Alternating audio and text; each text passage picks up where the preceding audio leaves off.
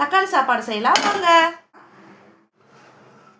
எண்ணெய் காஞ்சதும் பட்டை, சோம்பு, 2 ஏலக்காய், பெரிய வெங்காயம் போட்டுக்கலாம். 4 தக்காளி நீல வாக்கில் கட் பண்ணி வச்சுருக்குறோம், போட்டுக்கலாம்.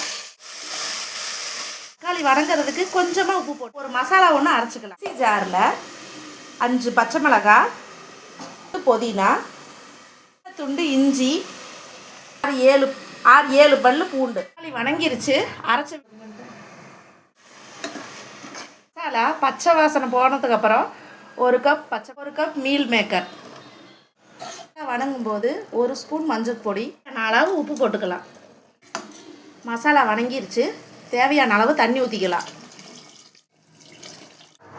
இப்போ அரிசி போட்டுக்கலாம்.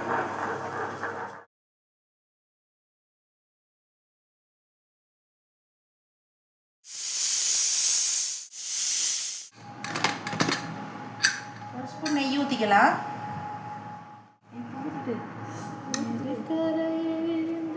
டிஃப்ரெண்ட் டேஸ்ட்டில் தக்காளி சாப்பாடு செஞ்சு பாருங்கள், நல்லாயிருக்கும். கூடவே தயிர் பச்சடி வச்சுக்கோங்க.